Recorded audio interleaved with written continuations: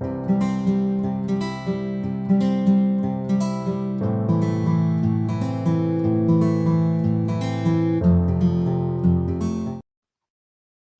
fala um pouquinho dessa classificação de feridas. Então, vejam bem, aqui, ó, a primeira classificação das feridas se dividem em origem, evolução, grau de contaminação e comprometimento tecidual. E depois dela, elas se subdividem, né? Então, chegou o paciente lá para vocês, a gente tem que passar a ferida por essa classificação aqui. Então, chegou para a gente vai ver qual que é a origem, o que aconteceu com o animal. Se foi traumática, se foi cirúrgica, se foi patológica ou iatrogênica. Qual que é a evolução dessa ferida, aguda ou crônica? Ela aconteceu recentemente? Quanto tempo de evolução que ela tem? Uma semana, 2 dias, 30 dias, 2 meses? Tudo isso você vai preenchendo a sua ficha. Grau de contaminação. Lembra da classificação que eu falei da cirurgia? De limpa, limpa contaminada, infectada? Aqui a gente vai levar a mesma classificação, só que no aspecto de feridas. E o grau de comprometimento tecidual, que ela vai se dividir em 4 estágios. Então, agora, a partir de agora, eu vou detalhar cada classificação. Então, vamos começar pela origem traumática. Aqui eu tenho um exemplo de avulsão. Avulsão é quando a gente tem a separação desse tecido, só que de uma forma mais brutal. Tem casos que a gente tem uma avulsão tão forte que o animal chega a tirar toda a pele do membro. É uma coisa bem, bem feia. Aqui é a imagem de livro, mas aqui tem uma coisa até pequena, né? Então imagina todo esse membro sem a pele, com a pele assim, como tirou uma luva mesmo, como se tivesse tirado uma luva, só que a pele solta. Lacerações, quando engancha em algum lugar e faz esse corte, né, mais traumático. Aqui, no caso, a ferida foi causada por um vidro. Perfurações. Aqui eu trouxe para vocês o caso de mordida. Vai ter uma parte da aula que eu vou falar somente sobre mordida, qual que é o manejo, né, que a gente tem que ter diante de um caso desse. E olha aqui, ó. Então, chegou o paciente, deixa eu mostrar aqui, paciente com perfurações na região de tórax, né? Então, só os furinhos. Quando chega um paciente assim, a gente tem que tratar com muito, muito cuidado. Então, parece que não tem nada. Foi feita uma incisão cirúrgica em cima dessa lesão, porque o animal, ela tinha várias fraturas internamente e tinha uma lesão subcutânea muito grave. Olha aqui, ó. Então, externamente tinha uma ferida considerada fechada, né, só com uma perfuração, com um buraquinho aqui, porém, quando vai inspecionar melhor, olha o quanto de lesão tem internamente nesse animal. Então, também considerada de origem traumática. Aqui eu trouxe as incisões cirúrgicas, né, que a gente já conhece, quando a gente faz propositalmente com o material cirúrgico. E a iatrogênica, que entendam o que é iatrogênica. Quando é causado pelo profissional, né, pelo médico, ou pelo enfermeiro, enfim, aquele profissional que está atendendo o paciente. Não é feito de forma proposital, pelo amor de Deus, gente. Não é que você vai fazer aquele dano para o paciente propositalmente. É que aconteceu por um erro, ou de técnica, ou porque ia acontecer mesmo. E aí a gente trouxe essa ferida para o nosso paciente. Quais exemplos que a gente tem de térmico ou extravasamento de fármacos, os quimioterápicos, eles causam necrose na região onde ele teve extravasamento. E tem uma doença também chamada astenia cutânea, quando o animal ele tem uma perda de colágeno fisiologicamente e essa pele dele ele fica mais frágil. Então são pacientes que a gente tem que ter mais cuidado para manipular, porque qualquer manipulação mais grosseira a gente pode causar uma ferida bem grave aí para o nosso paciente. E é bem raro na veterinária, ela é mais descrita na medicina humana, porém a gente tem que ficar atento a tudo que a gente pode causar de malefício para o nosso paciente. E aí também a ferida causada por queimadura. Aqui eu trouxe um exemplo de uma ferida causada por bolsa de água quente colocada direto no animal. Às vezes o animal, às vezes não, né? Na maioria das vezes que acontece isso, o animal está em plano anestésico. Porque quando o animal está acordado, o que acontece? Ele vai ter aquela sensibilidade de reagir àquele estímulo de calor e vai sair, vai se levantar, vai mudar de posição. Porém, na cirurgia, a gente tem que estar muito, muito, muito, muito atento a isso. Os anestesistas, os cirurgiões, toda a equipe que está em volta, com a temperatura do tapete, com bolsa de água quente, para não acontecer isso, porque aí a tragédia, o dano é muito maior. Imagina para você falar isso para o tutor, né? Então, é muito sério. Esses tapetes que a gente usa na rotina, que são mais baratos, eles têm a chance de causar queimadura muito, muito grave. Então, tentem usar aqueles tapetes que fazem o aquecimento por meio de ar ou de água. Eles são mais caros, mas eles são muito mais seguros, tá? Ou usar cobertor, usar outra fonte de calor que não seja essas elétricas que podem realmente causar uma queimadura muito grande para o paciente. Imagina tratar essa queimadura aí, o quanto que o tutor vai gastar, o quanto de dor esse paciente vai sentir. Depois, posteriormente, pode ser que ele precise de uma cirurgia reparadora. Gente, então, vamos tentar prestar atenção nesse manejo antes de causar um dano para o nosso paciente, tá? Porque aí o estrago é muito maior.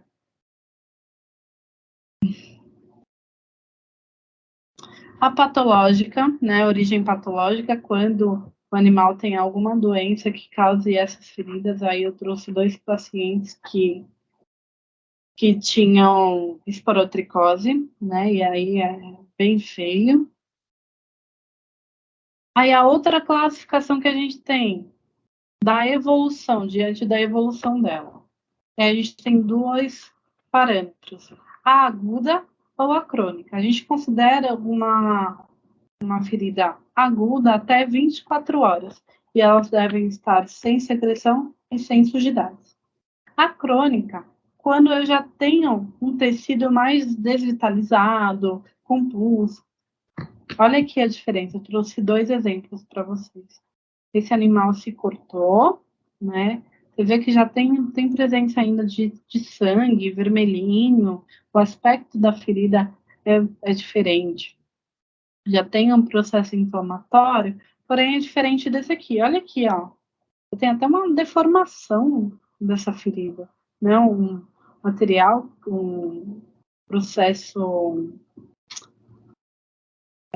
infeccioso presente. Olha aqui, ó, o conteúdo amarelado, né? A deformação da ferida. Então, isso aqui já tinha mais de uma semana. Imagina o pessoal tentando tratar em casa e isso aqui não vai evoluir nunca. E aí a gente tem a classificação das feridas em relação à contaminação. Essa classificação ela é igual à das feridas cirúrgicas. Ela vai de limpa, limpa contaminada, contaminada e infectada. Eu vou descrever um pouquinho melhor elas agora. Então, a limpa são consideradas as feridas cirúrgicas quando a gente não tem acesso à mucosa, quando a gente não adentra a mucosa de nenhum sistema. E aí o nível de infecção é baixo e sem inflamação. A limpa contaminada, a gente tem, são consideradas aquelas lesões que não têm sujidade, não estão sujas, e o tempo menor de 6 horas. A gente tem que tomar muito cuidado nessa classificação, porque se eu já peguei paciente que foi atropelado e veio asfalto, pedrinha de asfalto grudado no paciente. Daí para mim já é uma ferida contaminada, porque ela é aguda, né? Ela foi realizada, aconteceu naquele momento, menos de 6 horas, porém ela é contaminada por conta da sujidade que ela tem. E aí a infecção na limpa contaminada ela é moderada até 11% e tem uma inflamação leve. A contaminada, quando a gente tem uma ferida que tem mais de 6 horas e tem a presença da sujidade, como eu acabei de falar. A chance de infecção ela é alta, de 10 a 17%, e tem inflamação. A infectada é aquela ferida mais crônica, que já tem aquele cheiro ruim, que tem pus, né? Você já tem todo aquele processo infeccioso instalado. E aí a gente tem infecção e inflamação em todos os casos, quando a gente tem uma ferida infectada. É bem tranquilo da gente classificar, né? Veja como é simples e faz a diferença no nosso tratamento. E faz diferença até no mercado de trabalho. De um profissional que sabe esses termos, que sabe classificar uma ferida, daquele lá que passa pomada, a mesma pomada para todo mundo, né? Eu vou lavar, passar pomada, vai cicatrizar? Vai. Porém, a eficácia, você não sabe o que você está fazendo, você não sabe que fase de cicatrização tá, a classificação que está aquela ferida. Isso é muito ruim, porque é uma coisa básica que todo médico veterinário tem que saber, gente, né?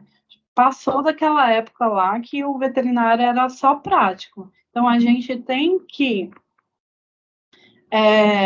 ser mais profissional. A gente é médico, né? A gente tem que ser mais profissional. Até na nossa anamnese, nas nossas fichas, nos nossos relatórios. Sabe por quê?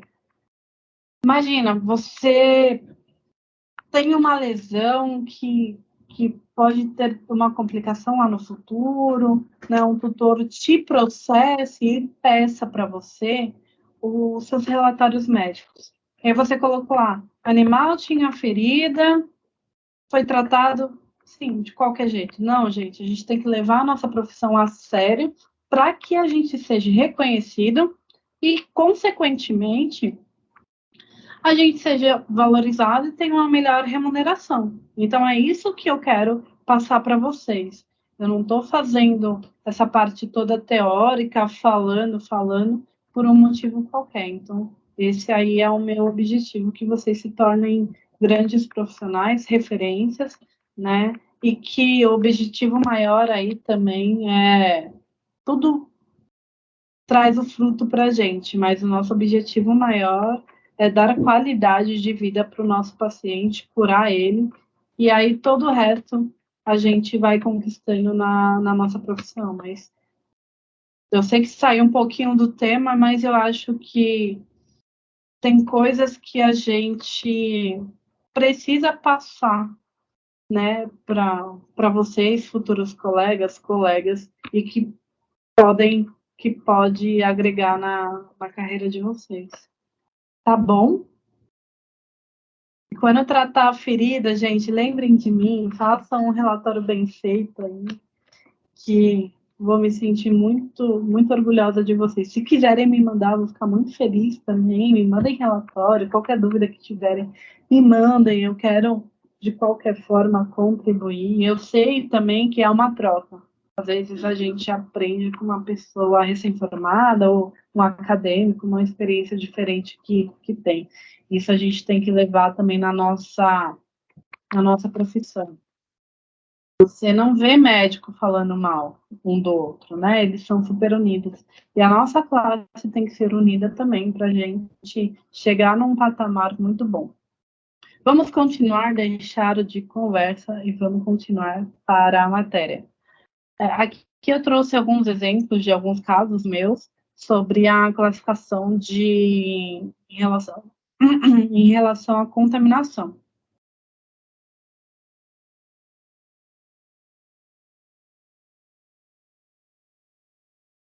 Então, aqui tem uma cirurgia limpa, cirurgia, né? Uma ferida limpa que foi causada por uma incisão cirúrgica. Tem uma limpa contaminada, que foi aquele caso que eu mostrei para vocês. O animal tinha um corte nessa região e rapidamente foi realizada a limpeza, não tinha sujidade e foi realizado a sutura no local. A contaminada, quando tem uma lesão até recente, porém com sujidades. E aqui, ó, esse cachorrinho, ele tinha um abscesso na região da gengiva, gente. Quando ele chegou para mim, parecia que era até olho. Ele nem abria olho, eu nem sabia se tinha olho nesse animal. Quando eu fui fazer a inspeção, né, realizei a tricotomia dessa região, fui inspecionar e era a boca dele, era a gengiva.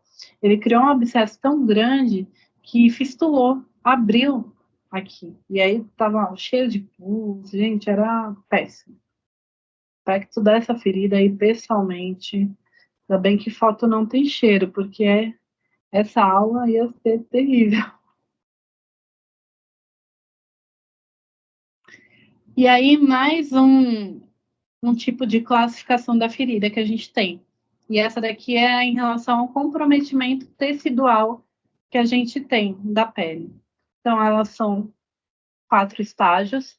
Então, primeiro, quando a gente tem uma lesão que ela pega mais na derme, mais superficial, tá? Então, aquela não chega nem a ser uma úlcera, aquele eritema, né? Uma região mais avermelhada, aquele arranhado, tá? Aquela inflamação mais superficial.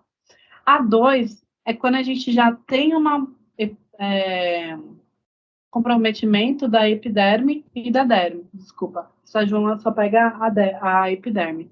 No estágio 2 a gente já tem epiderme e a derme. E aí a gente considera as úlceras o estágio 2. O estágio 3, quando a gente tem o comprometimento até do subcutâneo, ou seja, das 3 camadas da pele. O estágio 4, quando a gente já tem a destruição de exposição óssea e de músculo.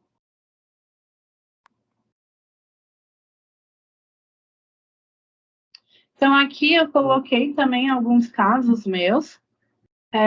O estágio 1 pega mais a epiderme, olha aqui, ó, a ferida, apesar de ser estágio 1, tá bem feia, né? Bem infeccionada, inflamada, bem úmida, né? Pega uma parte grande aqui da pelve do animal, porém, ela só está na epiderme. Estágio 2 era uma úlcera que eu tinha eu não, né, o paciente. Na região do pênis, tinha uma úlcera aqui, né?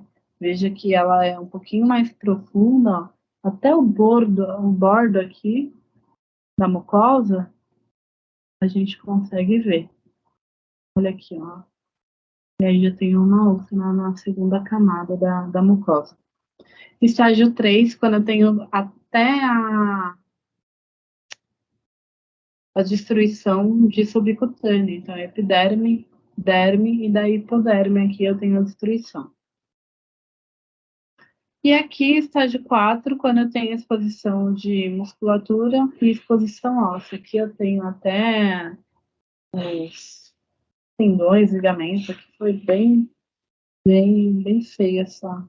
Quase, ó, arrancou todo o membro do animal.